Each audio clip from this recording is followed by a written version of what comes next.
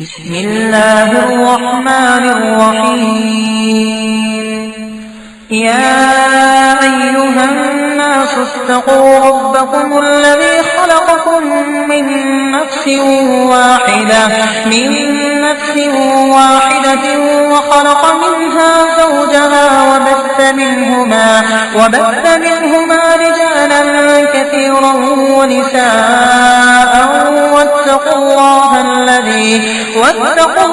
الذي تساءلون به والأرحام إن الله كان عليكم رقيبا وآتوا اليتامى أموالهم ولا تتبدلوا الخبيث بالطيب ولا تأكلوا أموالهم إلى أموالكم إنه كان حوبا كبيرا وإن خفتم ألا تقسطوا في اليتامى فانكحوا ما طاب لكم من النساء مثنى وثلاث ورباع فإن خفتم ألا تعدلوا فواحدة أو ما ملكت أيمانكم ذلك أدنى ألا تعولوا وآتوا النساء صدقاتهن نحلة فإن طبن لكم عن شيء منه نفسا فكلوه هنيئا مريئا ولا تؤتوا السفهاء أموالكم التي جعل الله لكم قياما وارزقوهم فيها واكسوهم وقولوا لهم قولا معروفا وابتلوا اليتامى حتى إذا بلغوا النكاح فإن آنستم منهم رشدا فادفعوا إليهم أموالهم ولا تأكلوها إسرافا وبدارا أن يكبروا ومن كان غنيا فليستعفف ومن كان فقيرا فليأكل بالمعروف فإذا دفعتم إليهم أموالهم فأشهدوا عليهم وكفى بالله حسيبا للرجال نصيب مما ترك الوالدان والأقربون وللنساء نصيب مما ترك الوالدان والأقربون مما قل منه أو كثر نصيبا مفروضا وإذا حضر القسمة أولو القربى واليتامى والمساكين فارزقوهم منه وقولوا لهم قولا معروفا وليخشى الذين لو تركوا من خلفهم ذرية ضعافا خافوا عليهم فليتقوا الله وليقولوا قولا سديدا إن الذين يأكلون أموال اليتامى ظلما إنما يأكلون في بطونهم نارا وسيصلون سعيرا يوصيكم الله في أولادكم للذكر مثل حظ الأنثيين فإن كن نساء فوق اثنتين فلهن ثلثا ما ترك وإن كانت واحدة فلها النصف ولأبويه لكل واحد منهما السدس مما ترك إن كان له ولد فإن لم يكن له ولد وورثه أبواه فلأمه الثلث فإن كان له إخوة فلأمه الثلث من بعد وصية يوصي بها أو دين آباؤكم وأبناؤكم لا تدرون أيهم أقرب لكم نفعا فريضة من الله إن الله كان عليما حكيما ولكم نصف مما ترك أزواجكم إن لم يكن لهن ولد فإن كان لهن ولد فلكم الربع مما تركن من بعد وصية يوصين بها أو دين ولهن الربع مما تركتم إن لم يكن لكم ولد فإن كان لكم ولد فلهن الثمن مما تركتم من بعد وصية توصون بها أو دين وإن كان رجل يورث كلالة أو امرأة وله أخ أو أخت فلكل واحد منهما الثلث فإن كانوا أكثر من ذلك فهم شركاء في الثلث من بعد وصية يوصى بها أو دين غير مضار وصية من الله والله عليم حليم تلك حدود الله ومن يطع الله ورسوله يدخله جنات تجري من تحتها الأنهار خالدين فيها وذلك الفوز العظيم ومن يعص الله ورسوله ويتعد حدوده يدخله نارا خالدا فيها وله عذاب مهين واللاتي يأتين الفاحشة من نسائكم فاستشهدوا عليهن 4 منكم فإن شهدوا فأمسكوهن في البيوت حتى يتوفاهن الموت أو يجعل الله لهن سبيلا واللذان يأتيانها منكم فآذوهما فإن تابا وأصلحا فأعرضوا عنهما إن الله كان توابا رحيما إنما التوبة على الله للذين يعملون السوء بجهالة ثم يتوبون من قريب فأولئك يتوب الله عليهم وكان الله عليما حكيما وليست التوبة للذين يعملون السيئات حتى إذا حضر أحدهم الموت قال إني تبت الآن وللذين يموتون وهم كفار أولئك أعتدنا لهم عذابا أليما يا أيها الذين آمنوا لا يحل لكم أن ترثوا النساء كرها ولا تعضلوهن لتذهبوا ببعض ما آتيتموهن إلا أن يأتين بفاحشة مبينة وعاشروهن بالمعروف فإن كرهتموهن فعسى أن تكرهوا شيئا ويجعل الله فيه خيرا كثيرا وإن أردتم استبدال زوج مكان زوج وآتيتم إحداهن قنطارا فلا تأخذوا منه شيئا أتأخذونه بهتانا وإثما مبينا وكيف تأخذونه وقد أفضى بعضكم إلى بعض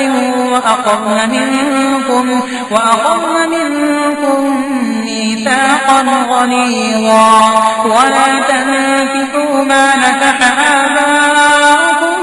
من النساء إلا ما قد سلف إنه كان فاحشة ومقتا وساء سبيلا حرمت عليكم أمهاتكم وبناتكم وأخواتكم وعماتكم وخالاتكم وبنات الأخ وبنات الأخت وأمهاتكم اللاتي أرضعنكم وأخواتكم من الرضاعة وأمهات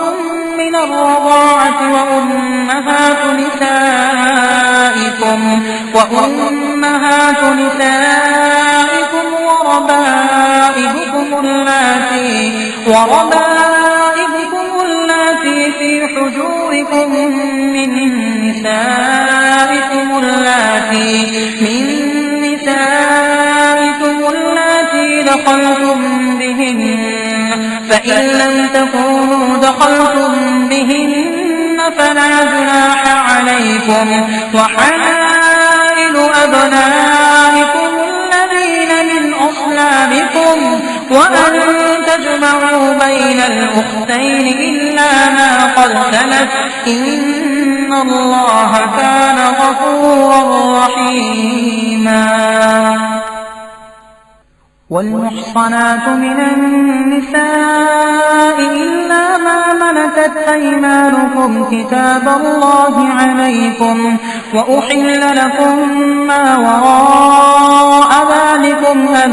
تبتغوا بأموالكم محسنين غير مسافحين، فما استمتعتم به منهن فآتوهن أجورهن فريضة، ولا جناح عليكم فيما تراضيتم به من بعد الفريضة، إن الله كان عليما حكيما. ومن لم يستطع منكم قولا أن ينكح المحصنات المؤمنات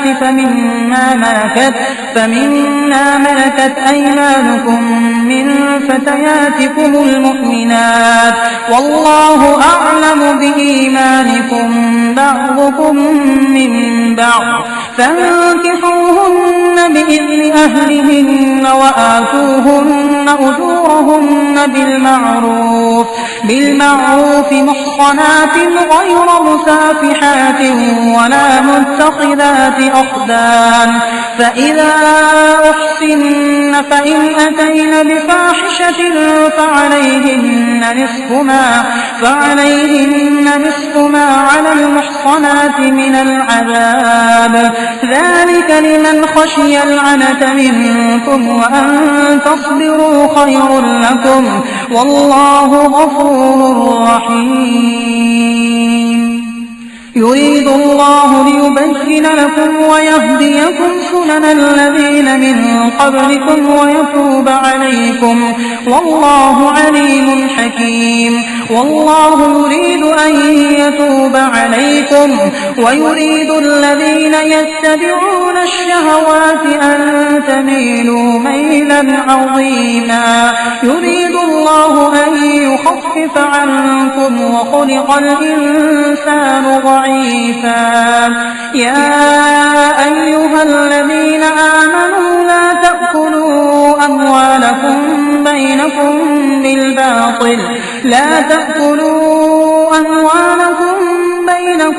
بالباطل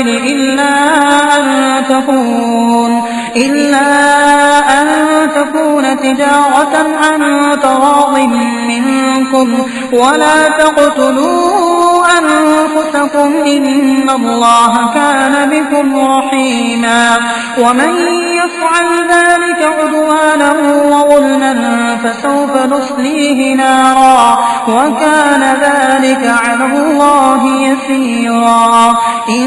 تجتنبوا كبائر ما تنهون عنه نكفر عنكم سيئاتكم وندخلكم مدخلا كريما. ولا تتمنوا ما فضل الله به بعضكم على بعض، للرجال نصيب مما اكتسبوا وللنساء نصيب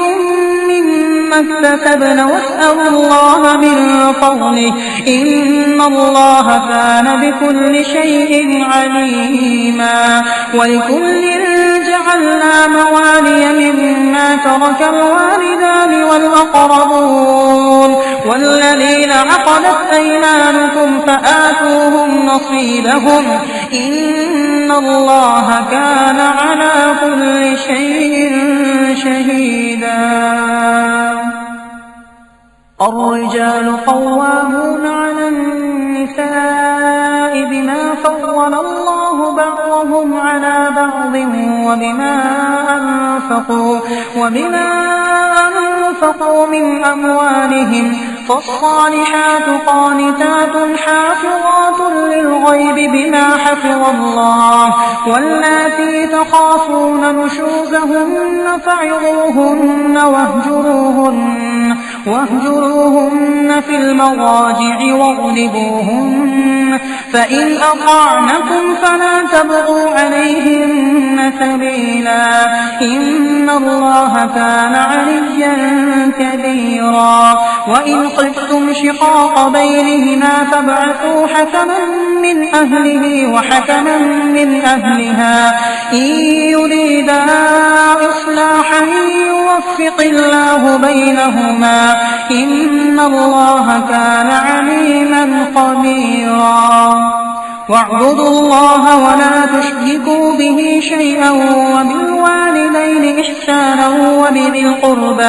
وبذي القربى واليتامى والمساكين والجار ذي القربى والجار الجنب والصاحب بالجنب وابن السبيل وما ملكت أيمانكم إن الله لا يحب من كان مختالا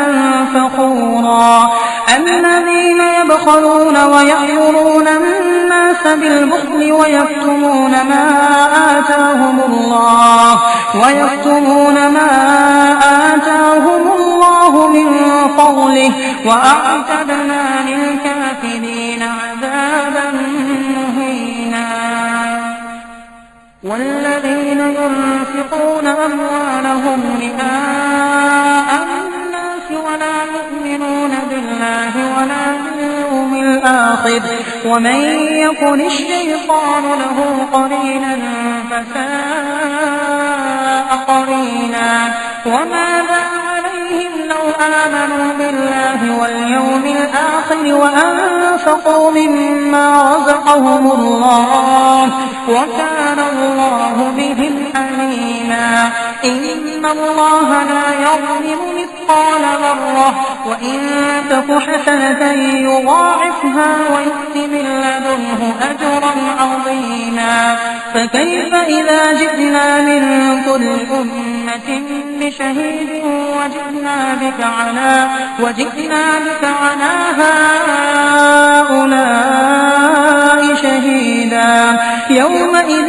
يود الذين كفروا وعصوا الرسول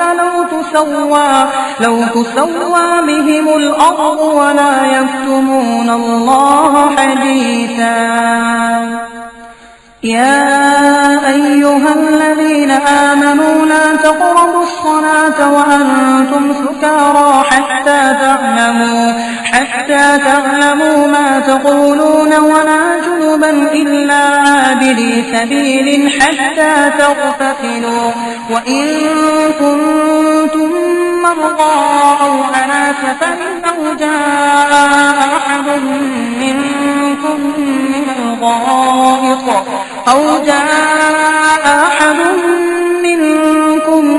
من الغائط أو لامستم النساء فلم تجدوا ماء فتيمموا صعيدا طيبا فامسحوا بوجوهكم وأيديكم إن الله كان عفوا غفورا. ألم تر إلى الذين أوتوا نصيبا من الكتاب يشترون الضلالة ويريدون أن تضلوا السبيل والله أعلم بأعدائكم وكفى بالله وليا وكفى بالله نصيرا. من الذين هادوا يحرفون الكلم عن مواضعه ويقولون سمعنا وعصينا واسمع غير مسمع وراعنا ليا بألسنتهم وطعنا في الدين. ولو أنهم قالوا سمعنا وأطعنا واسمع وانظرنا لكان خيرا لهم وأقوم، ولكن لعنهم الله بكفرهم فلا يؤمنون إلا قليلا. يا أيها الذين أوتوا الكتاب آمنوا بما نزلنا مصدقا لما معكم من قبل أن نطمس وجوها فنردها على أدبارها أو نلعنهم كما لعنا أصحاب السبت وكان أمر الله مفعولا. إن الله لا يغفر أن يشرك به ويغفر ما دون ذلك لمن يشاء، ومن يشرك بالله فقد افترى إثما عظيما. ألم تر إلى الذين يزكون أنفسهم بل الله يزكي من يشاء ولا يظلمون فتيلا. انظر كيف يفترون على الله الكذب وكفى به إثما مبينا. ألم تر إلى الذين أوتوا نصيبا من الكتاب يؤمنون بالجبت والطاغوت ويقولون للذين كفروا هؤلاء أهدى من الذين آمنوا سبيلا. أولئك الذين لعنهم الله ومن يلعن الله فلن تجد له نصيرا. أم لهم نصيب من الملك فإذا لا يؤتون الناس نقيرا. أم يحسدون الناس على ما آتاهم الله من فضله فقد آتينا آل إبراهيم الكتاب والحكمة وآتيناهم ملكا عظيما. فمنهم من آمن به ومنهم من صد عنه وكفى بجهنم سعيرا. إن الذين كفروا بآياتنا سوف نصليهم نارا كلما نضجت جلودهم بدلناهم جلودا غيرها ليذوقوا العذاب إن الله كان عزيزا حكيما. والذين آمنوا وعملوا الصالحات فندخلهم جنات تجري من تحتها الأنهار خالدين فيها أبدا لهم فيها أزواج مطهرة وندخلهم ظلا ظليلا.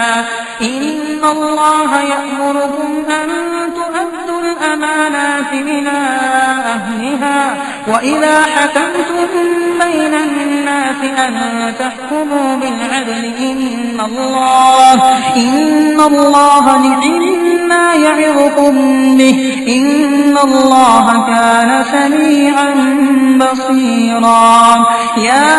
أيها الذين آمنوا أطيعوا الله وأطيعوا الرسول وأولي الأمر منكم فإن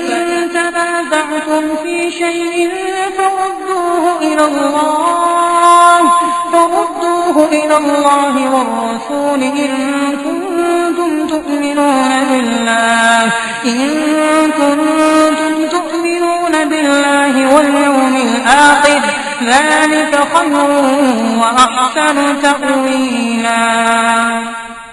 ألم تر إلى الذين يزعمون أنهم آمنوا بما أنزل إليك وما أنزل من قبلك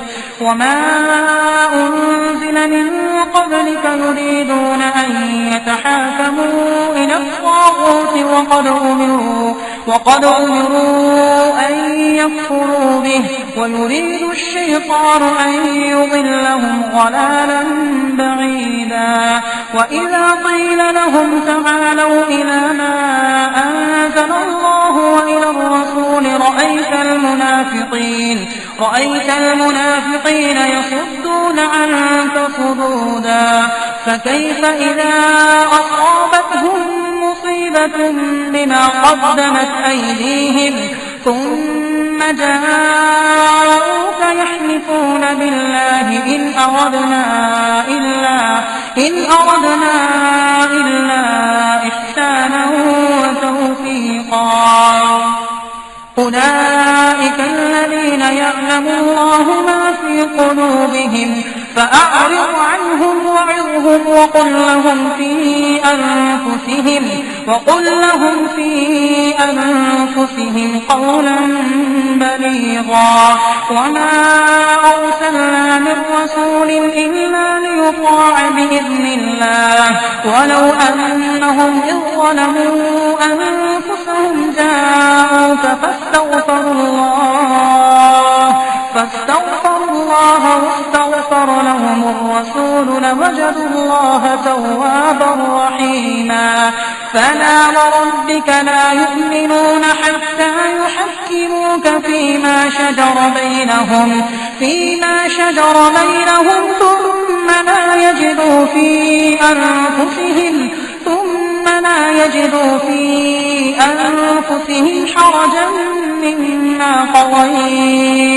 حرجا مما قضيت ويسلموا تسليما. ولو أنا كتبنا عليهم أن اقتلوا أنفسكم أو اخرجوا من دياركم ما فعلوه إلا قليل منهم ولو أنهم فعلوا ما يوعظون به لكان خيرا لهم وأشد تثبيتا. وإذا لآتيناهم من لدنا أجرا عظيما ولهديناهم صراطا مستقيما. ومن يطع الله والرسول فأولئك مع الذين أنعم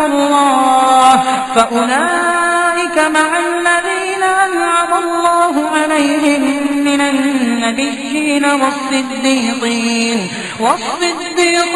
والشهداء والصالحين وحسن أولئك رفيقا. ذلك الفضل من الله وكفى بالله عليما.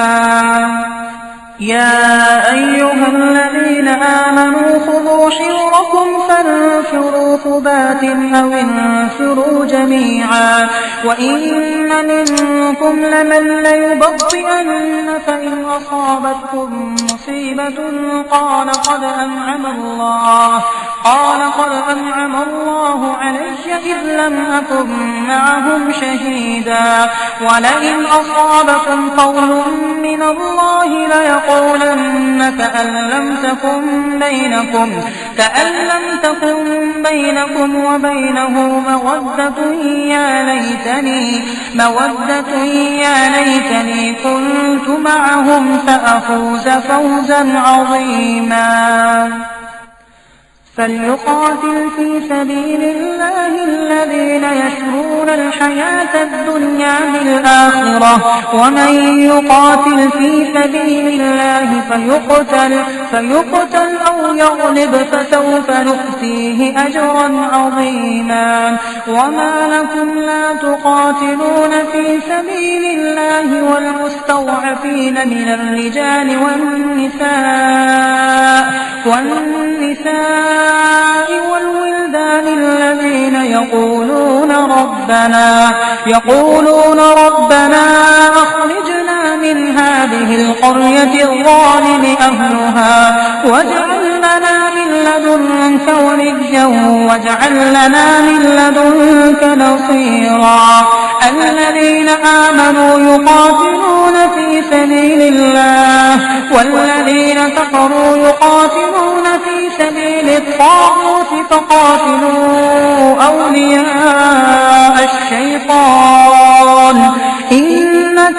الشيطان كان ضعيفا. ألم تر إلى الذين قيل لهم كفوا أيديكم وأقيموا الصلاة وآتوا الزكاة فلما كتب عليهم القتال إذا فريق منهم يخشون الناس كخشية الله أو أشد خشية وقالوا ربنا لم كتبت علينا القتال لولا أخرتنا إلى أجل قريب قل متاع الدنيا قليل والآخرة خير لمن اتقى ولا تظلمون فتيلا أينما تكونوا يدرككم الموت ولو كنتم في بروج مشيدة وإن تصبهم حسنة يقولوا هذه من عند الله وإن تصبهم سيئة يقولوا هذه من عندك قل كل من عند الله فما لهؤلاء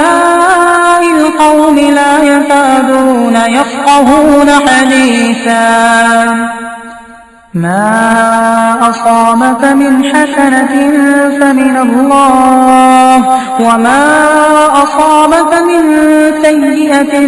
فمن نفسك وأرسلناك للناس رسولا وكفى بالله شهيدا. من يطع الرسول فقد أطاع الله ومن تولى فما أرسلناك عليهم حفيظا. ويقولون طاعة فإذا برزوا من عندك بيت طائفة منهم غير الذي تقول والله يكتب ما يبيتون فأعرض عنهم وتوكل على الله وكفى بالله وكيلا. أفلا يتدبرون القرآن ولو كان من عند غير الله لوجدوا فيه اختلافا كثيرا. وإذا جاءهم أمر من الأمن أو الخوف أذاعوا به ولو ردوه إلى الرسول وإلى أولي الأمر منهم لعلمه الذين يستنبطونه منهم ولولا فضل الله عليكم ورحمته لاتبعتم الشيطان إلا قليلا. فقاتل في سبيل الله لا تكلف إلا نفسك وحرض المؤمنين عسى الله أن يكف بأس الذين كفروا والله أشد بأسا وأشد تنكيلا. من يشفع شفاعة حسنة يكن له نصيب منها ومن يشفع شفاعة سيئة يكن له كفل منها وكان الله على كل شيء مقيتا. وإذا حييتم بتحية فحيوا بأحسن منها أو ردوها إن الله كان على كل شيء حسيبا. الله لا إله إلا هو ليجمعنكم إلى يوم القيامة لا ريب فيه ومن أصدق من الله حديثا. فما لكم في المنافقين فئتين والله أركسهم بما كسبوا أتريدون أن تهدوا من أضل الله ومن يضلل الله فلن تجد له سبيلا. ودوا لو تكفرون كما كفروا فتكونون سواء فلا تتخذوا منهم أولياء حتى يهاجروا في سبيل الله فإن تولوا فخذوهم واقتلوهم حيث حيث وجدتموهم ولا تتخذوا منهم وليا ولا نصيرا إلا الذين يصلون إلى قوم بينكم وبينهم ميثاق أو جاءوكم حصرت صدورهم أن يقاتلوكم أو يقاتلوا قومهم ولو شاء الله لسلطهم عليكم فلقاتلوكم فإن اعتزلوكم فلم يقاتلوكم وألقوا إليكم السلم فما جعل الله لكم عليهم سبيلا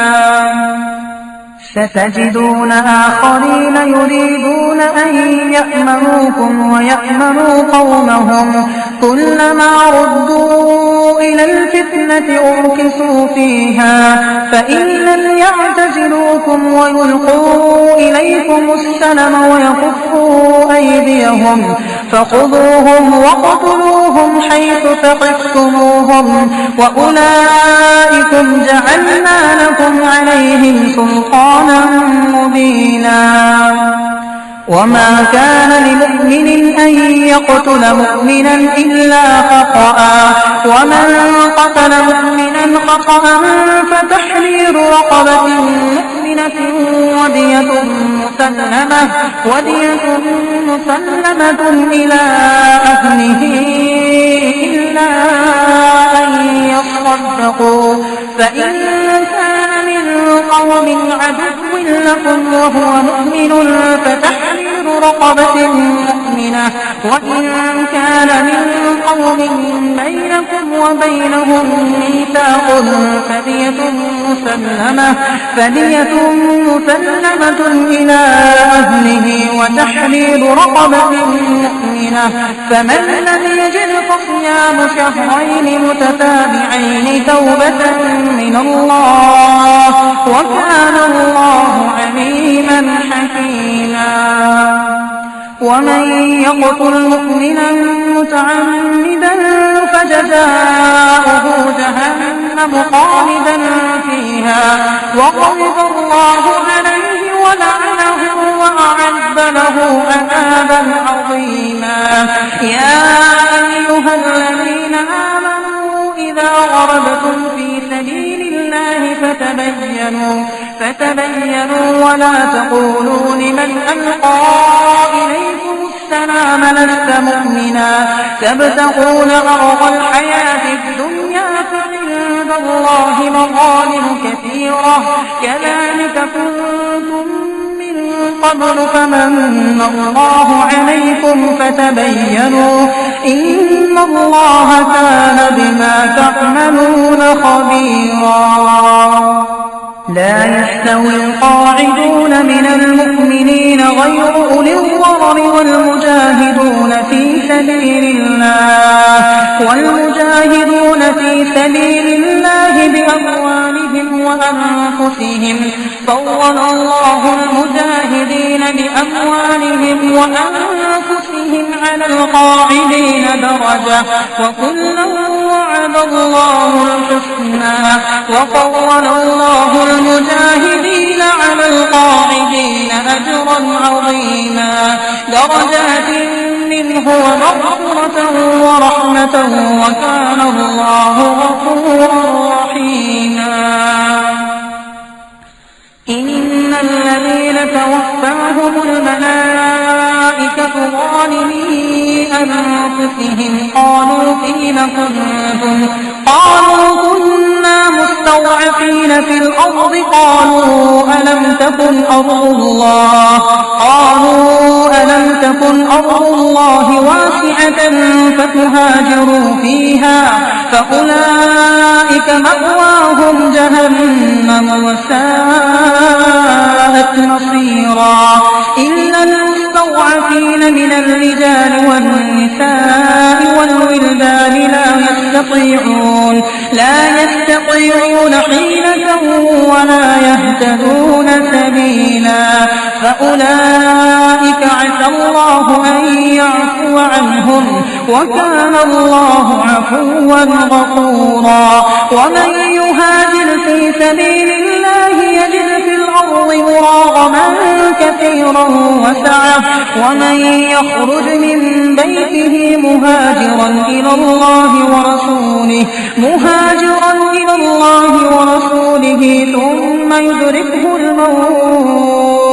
ثم يدركه الموت فقد وقع أجره على الله وكان الله غفورا رحيما وإذا ضربتم في الأرض فليس عليكم جناح أن تقصروا من الصلاة إن خفتم أن يفتنكم الذين كفروا إن الكافرين كانوا لكم عدوا مبينا وإذا كنت فيهم فأقمت لهم الصلاة فلتقم طائفة منهم معك وليأخذوا أسلحتهم فإذا سجدوا فليكونوا من ورائكم ولتأت طائفة أخرى لم يصلوا فليصلوا معك وليأخذوا حذرهم وأسلحتهم ود الذين كفروا لو تغفلون عن أسلحتكم وأمتعتكم فيميلون عليكم ميلة واحدة ولا جناح عليكم إن كان بكم أذى من مطر أو كنتم مرضى أن تضعوا أسلحتكم وخذوا حذركم إن الله أعد للكافرين عذابا مهينا فإذا قضيتم الصلاة فاذكروا الله قياما وقعودا وعلى جنوبكم فإذا اطمأننتم فأقيموا الصلاة إن الصلاة كانت على المؤمنين كتابا موقوتا ولا تهنوا في ابتغاء القوم إن تكونوا تألمون فإنهم يألمون كما تألمون وترجون من الله ما لا يرجون وكان الله عليما حكيما إنا أنزلنا إليك الكتاب بالحق لتحكم بين الناس بما أراك الله ولا تكن للخائنين خصيما واستغفر الله إن الله كان غفورا رحيما ولا تجادل عن الذين يختانون أنفسهم إن الله لا يحب من كان خوانا أثيما يستخفون من الناس ولا يستخفون من الله وهو معهم إذ يبيتون ما لا يرضى من القول وكان الله بما يعملون محيطا ها أنتم هؤلاء جادلتم عنهم في الحياة الدنيا فمن يجادل الله عنهم يوم القيامة أم من يكون عليهم وكيلا ومن يعمل سوءا أو يظلم نفسه ثم يستغفر الله يجد الله غفورا رحيما ومن يكسب إثما فإنما يكسبه على نفسه وكان الله عليما حكيما ومن يكسب خطيئة أو إثما ثم يرم به بريئا فقد احتمل بهتانا وإثما مبينا ولولا فضل الله عليك ورحمته لهم طائفة منهم أن يضلوك وما يضلون إلا أنفسهم وما يضرونك من شيء وأنزل الله عليك الكتاب والحكمة وعلمك ما لم تكن تعلم وكان فضل الله عليك عظيما لا خير في كثير من نجواهم إلا من أمر بصدقة أو معروف أو إصلاح بين الناس ومن يفعل ذلك ابتغاء مرضات الله فسوف نؤتيه أجرا عظيما ومن يشاقق الرسول من بعد ما تبين له الهدى ويتبع غير سبيل المؤمنين نوله ما تولى ونصله جهنم وساءت مصيرا إن الله لا يغفر أن يشرك به ويغفر ما دون ذلك لمن يشاء ومن يشرك بالله فقد ضل ضلالا بعيدا إن يدعون من دونه إلا إناثا وإن يدعون إلا شيطانا مريدا لعنه الله وقال لأتخذن من عبادك نصيبا مفروضا ولأضلنهم ولأمنينهم ولآمرنهم فليبتكن آذان الأنعام ولآمرنهم فليغيرن خلق الله ومن يتخذ الشيطان وليا من دون الله فقد خسر خسرانا مبينا يعدهم ويمنيهم وما يعدهم الشيطان إلا غرورا أولئك مأواهم جهنم ولا يجدون عنها محيصا والذين آمنوا وعملوا الصالحات سندخلهم جنات تجري من تحتها الأنهار خالدين فيها أبدا وعد الله حقا ومن أصدق من الله قيلا ليس بأمانيكم ولا أماني أهل الكتاب من يعمل سوءا يجز به ولا يجد له من دون الله وليا ولا نصيرا ومن يعمل من الصالحات من ذكر أو أنثى وهو مؤمن فأولئك يدخلون الجنة ولا يظلمون نقيرا ومن أحسن دينا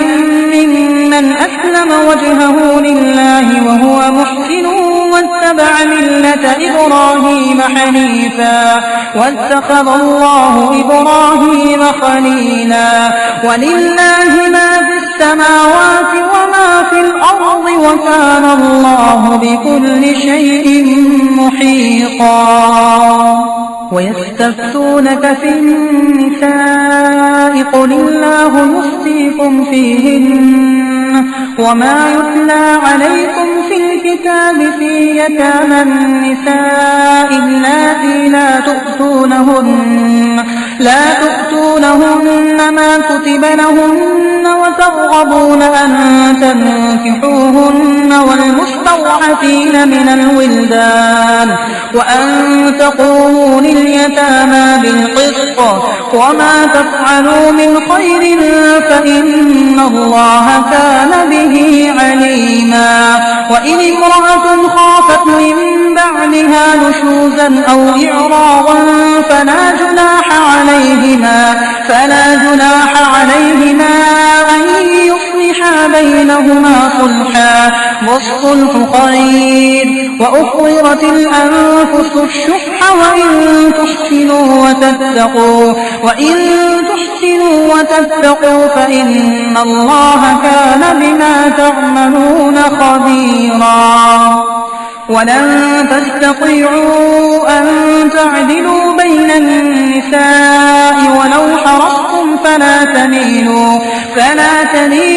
كل الميل فتذروها كالمعلقة وإن تصلحوا وتتقوا فإن الله كان غفورا رحيما وإن يتفرقا يغن الله كلا من سعته وكان الله واسعا حكيما ولله ما في السماوات وما في الأرض ولقد وصينا الذين أوتوا الكتاب من قبلكم وإياكم أن اتقوا الله وإن تكفروا فإن لله ما في السماوات وما في الأرض وكان الله غنيا حميدا ولله ما في السماوات وما في الأرض وكفى بالله وكيلا إن يشأ يذهبكم أيها الناس ويأتي بآخرين وكان الله على ذلك قديرا من كان يريد ثواب الدنيا فعند الله ثواب الدنيا والآخرة وكان الله سميعا بصيرا يا أيها الذين آمنوا كونوا قوامين بالقسط شهداء لله ولو على أنفسكم أو الوالدين والأقربين إن يكن غنيا أو فقيرا فالله أولى بهما فلا تتبعوا الهوى أن تعدلوا وإن تلووا أو تعرضوا فإن الله كان بما تعملون خبيرا يا أيها الذين آمنوا بالله ورسوله والكتاب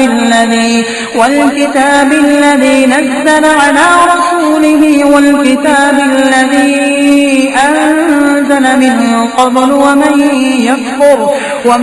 يكفر بالله وملائكته وكتبه ورسله واليوم الآخر فقد ضل ضلالا بعيدا إن الذين آمنوا ثم كفروا ثم ازدادوا كفرا لم يكن الله ليغفر لهم ولا ليهديهم سبيلا بشر المنافقين بأن لهم عذابا أليما الذين يتخذون الكافرين أولياء من دون المؤمنين أيبتغون عندهم العزة فإن العزة لله جميعا وقد نزل عليكم في الكتاب أن إذا سمعتم آيات الله يكفر بها ويستهزأ بها فلا تقعدوا معهم حتى يخوضوا في حديث غيره إنكم إذا مثلهم إن الله جامع المنافقين والكافرين في جهنم جميعا الذين يتربصون بكم فإن كان لكم فتح من الله قالوا ألم نكن معكم وإن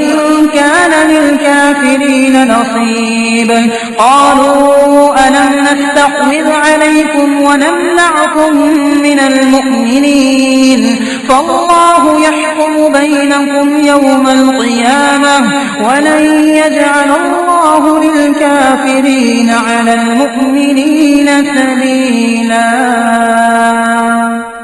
إن المنافقين يخادعون الله وهو خادعهم وإذا قاموا إلى الصلاة قاموا كسالى يراءون الناس الناس ولا يذكرون الله إلا قليلا مذبذبين بين ذلك لا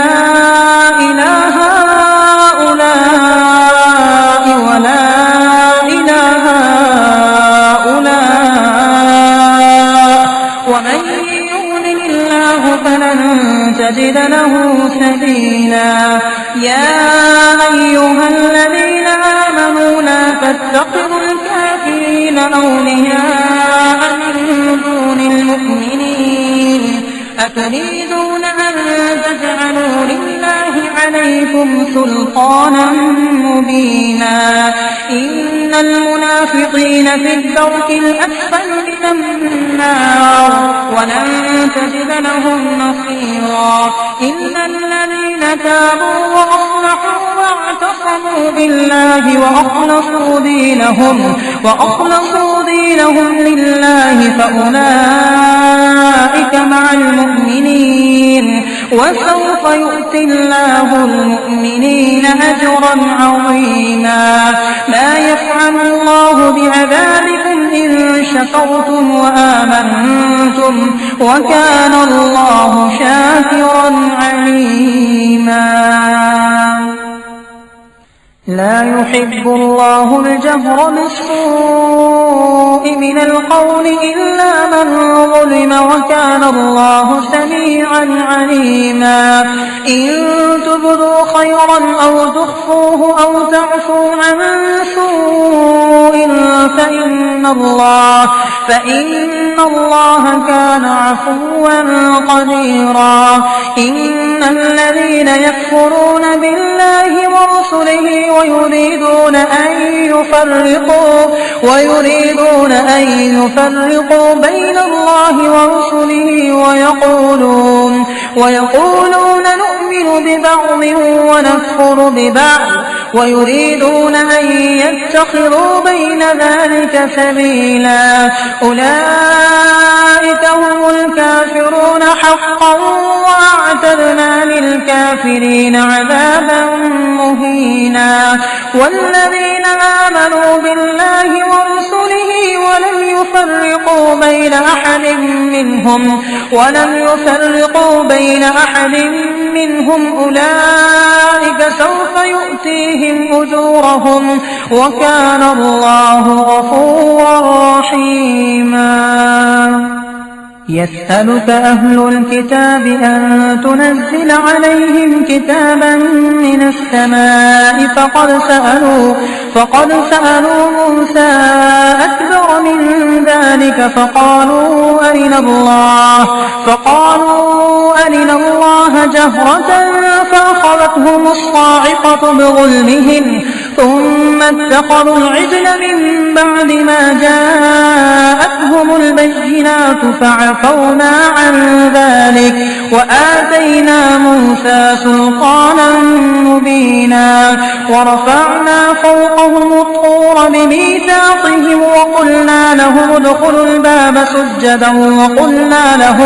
وقلنا لهم لا تعدوا في السبت وأخذنا منهم ميثاقا غليظا فمنا نقضهم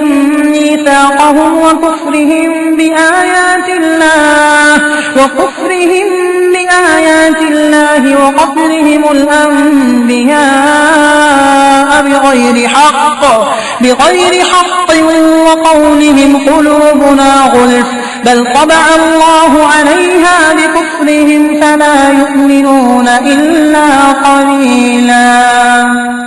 وبكفرهم وقولهم على مريم بهتانا عظيما وقولهم إنا قتلنا المسيح عيسى ابن مريم رسول الله وما قتلوه وما صلبوه ولكن شبه لهم وإن الذين اختلفوا فيه لفي شك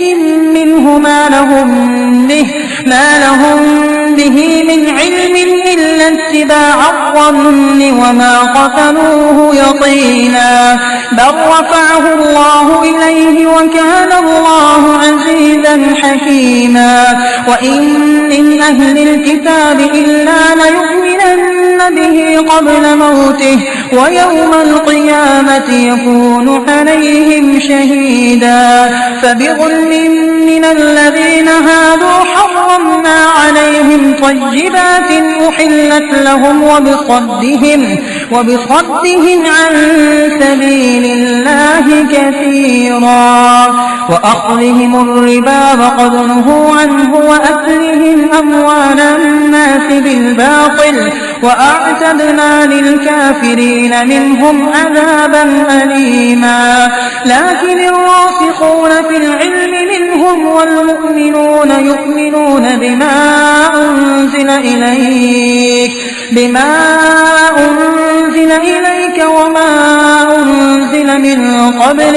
وما أنزل من قبلك والمقيمين الصلاة والمؤتون الزكاة والمؤمنون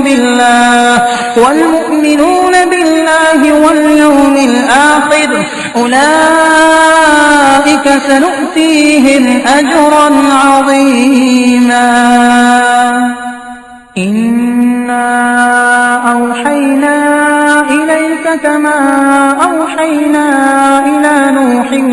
والنبيين من بعده وأوحينا إلى إبراهيم وإسماعيل وإسحاق ويعقوب والأسباط وعيسى وأيوب ويونس وهارون وسليمان وآتينا داود زبورا ورسلا قد قصصناهم عليك من قبل ورسلا لم نقصصهم عليك وكلم الله موسى تكليما رسلا مبشرين ومنذرين لئلا يكون للناس على الله حجة بعد الرسل وكان الله عزيزا حكيما لكن الله يشهد بما أنزل إليك أنزله بعلمه والملائكة يشهدون وكفى بالله شهيدا إن الذين كفروا وصدوا عن سبيل الله قد ضلوا ضلالا بعيدا إن الذين كفروا وظلموا لم يكن الله ليغفر لهم ولا ليهديهم طريقا إلا طريق جهنم خالدين فيها أبدا وكان ذلك على الله يسيرا يا أيها الناس قد جاءكم الرسول بالحق من ربكم فآمنوا خيرا لكم وإن تكفروا فإن لله ما في السماوات والأرض وكان الله عليما حكيما يا أهل الكتاب لا تغلوا في دينكم ولا تقولوا على الله إلا الحق إنما المسيح عيسى بن مريم رسول الله وكلمته ألقاها إلى مريم وروح منه فآمنوا بالله ورسله ولا تقولوا ثلاثة انتهوا خيرا لكم إنما الله إله واحد سبحانه أن يكون له ولد له ما في السماوات وما في الأرض وكفى بالله وكيلا لن يستنكف المسيح أن يكون عبدا لله ولا الملائكة المقربون ومن يستنكف عن عبادته ويستكبر فسيحشرهم إليه جميعا فأما الذين آمنوا وعملوا الصالحات فيوفيهم أجورهم ويزيدهم من فضله وأما الذين استنكفوا واستكبروا فيعذبهم عذابا أليما ولا يجدون لهم من دون الله وليا ولا نصيرا. يا أيها الناس قد جاءكم برهان من ربكم وأنزلنا إليكم نورا مبينا. فأما الذين آمنوا بالله واعتصموا به فسيدخلهم في رحمة منه وفضل ويهديهم إليه صراطا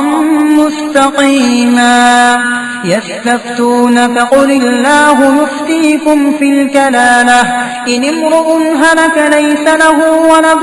وله أخت فلها نصف ما ترك وهو يرثها إن لم يكن لها ولد فإن كانت اثنتين فلهما الثلثان مما ترك وإن كانوا إخوة رجالا ونساء فللذكر مثل حظ الأنثيين. يبين الله لكم أن تضلوا والله بكل شيء عليم.